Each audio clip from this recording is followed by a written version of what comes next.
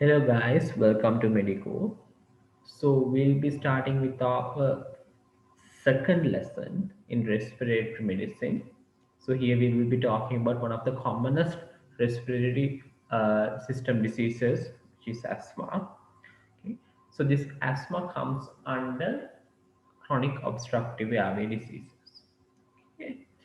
There are other examples for obstructive airway diseases as well, which we will discuss in the later chapters.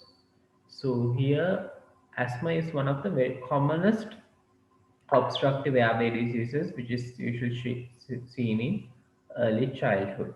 Okay, so around the age of 3 and 5 years, you can see this. Even you might also have asthma. Okay, so asthma is actually coming under obstructive airway diseases. So here obstructive airway diseases means it belongs to a class of diseases where you are unable to exhale the air inside your lungs fully or completely. All right. So unlike other obstructive airway diseases, asthma is one of the reversible causes, okay, of obstructive airway diseases, which means this obstruction can be reversed. Okay, so let's look at asthma in detail. All right,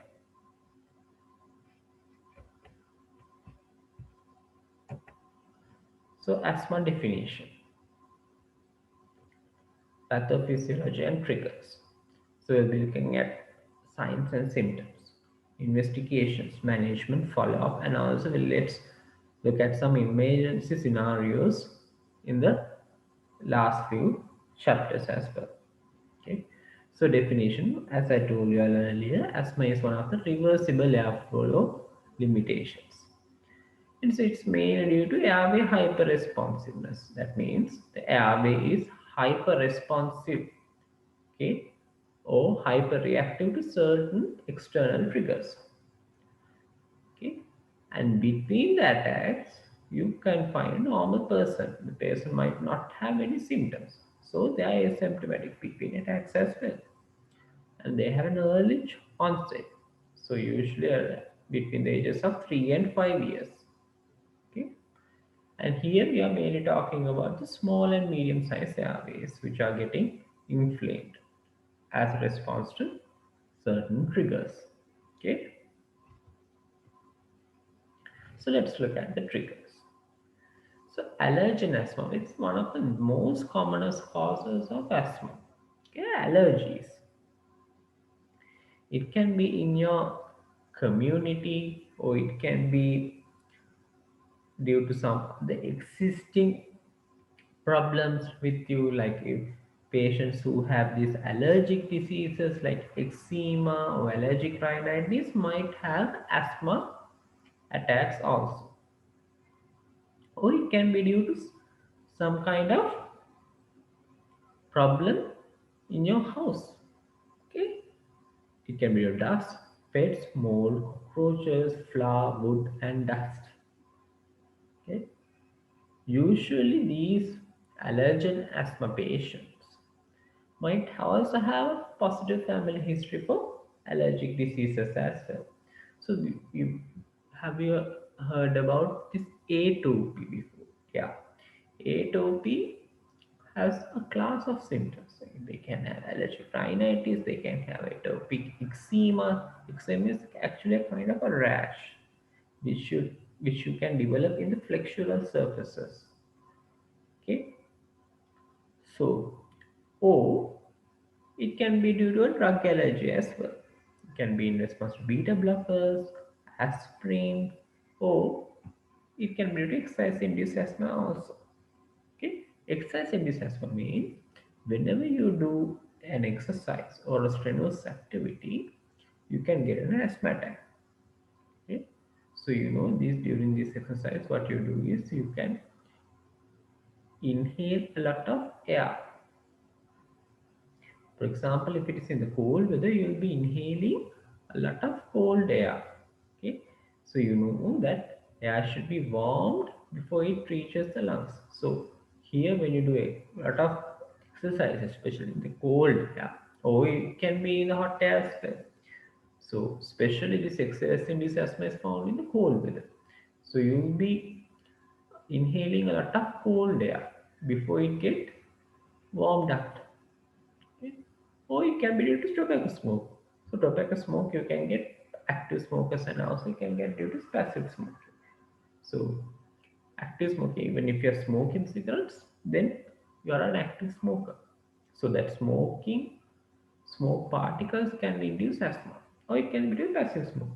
So passive, when it comes to passive smoking, what will happen is you might have a friend, or it can be a family member, or any other person who is smoking outside. So that person might be smoking, and from to that smoke, you'll be reacting. So that can be a trigger for asthma. Or it can be due to some kind of an infection. For example, if you develop an upper respiratory tract infection, a common cold, where you have cough, where you have lot of sneezing, where you develop fever, in that case, again, asthma can be triggered. All right. So, infective exacerbation is one of the most common causes of asthma. All right.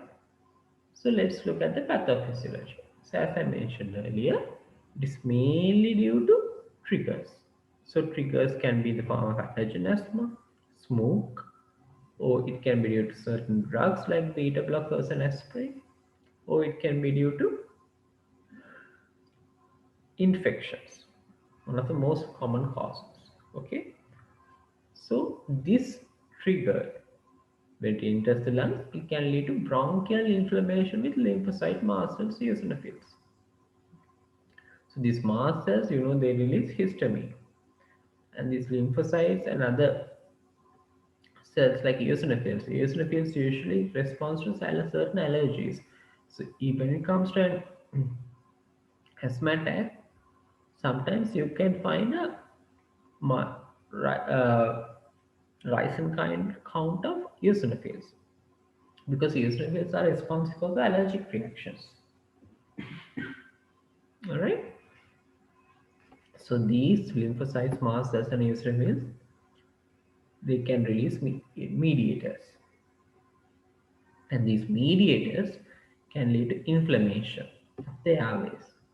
Okay, due to mucosal edema, this lining of the mucosa can undergo swelling. Okay, and there will be eventually the lumen size of these airways will decrease, and it can lead to airflow limitation, and there will be a mucus plug as well. And eventually what will happen is the smooth muscle cells lining the airways will begin to contract, so further reducing the lumen size of the airways. All right.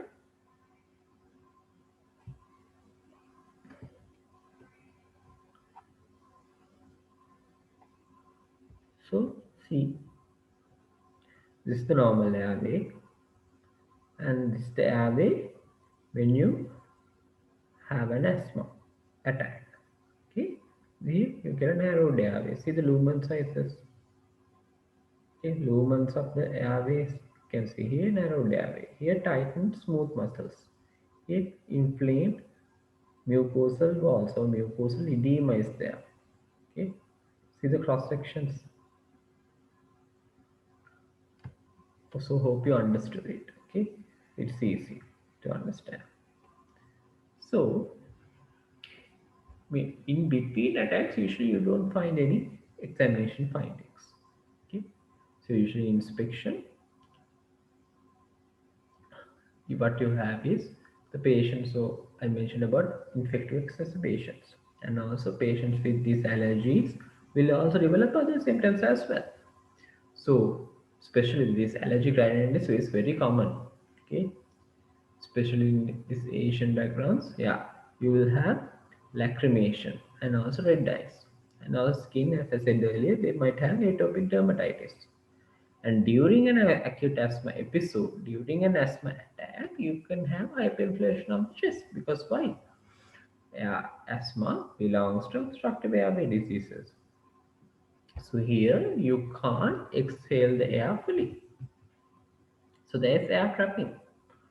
So there's hyperinflation of the chest. Okay. And percussion. So more air in the lungs.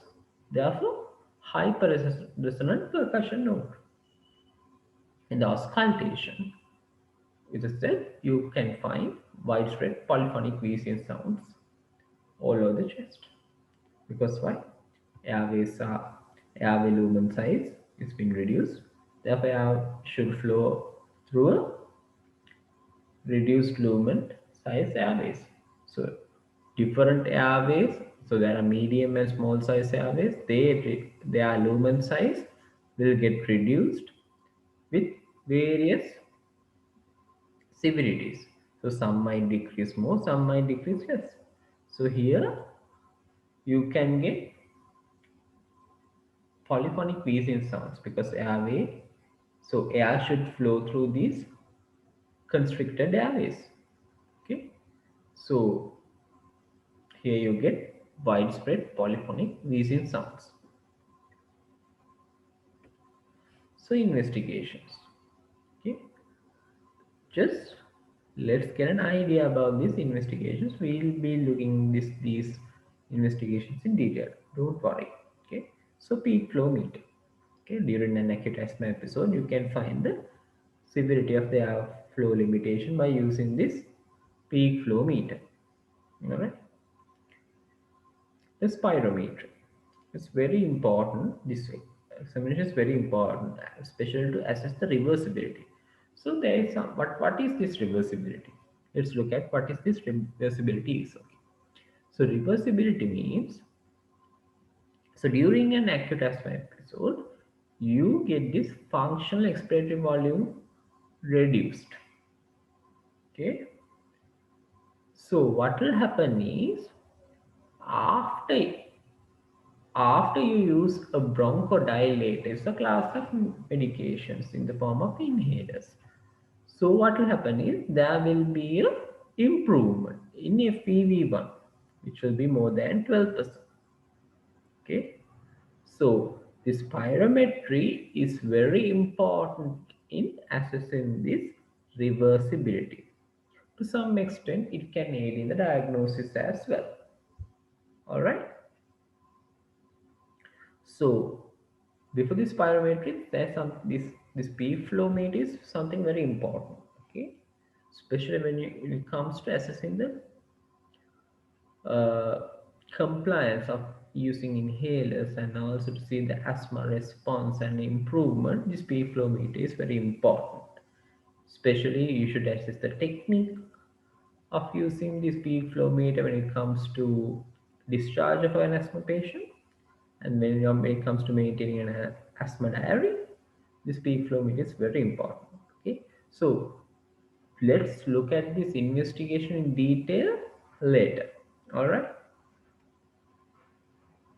so before moving to the management part, okay, let's look at these investigations in detail in our next chapter.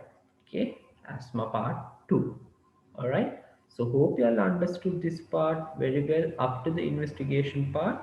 Hope you all have a slight idea as to what the peak flow meter is.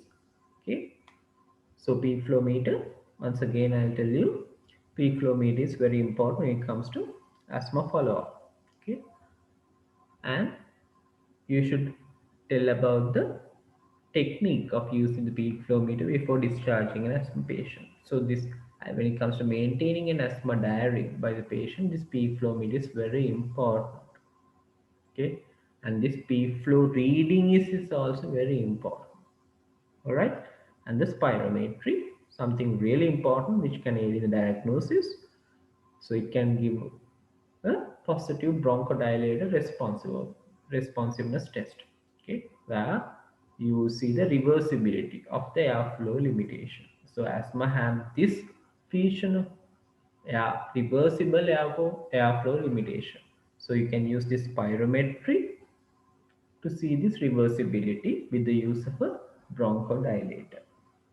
Okay, so if you can just remember this, just in adults, so an increase in FEV1 by more than 12% or more than 200 ml is a positive bronchodilator finding. Okay, So hope you all understood. Hope you all understood the investigations. Hope you all understood about the triggers and the pathophysiology and the definition of asthma. Okay, if you all have any questions, please mention it in the comment section. All right. So see you all in the next section. Yeah, we will be talking about the management. All right. So see you guys. Take care.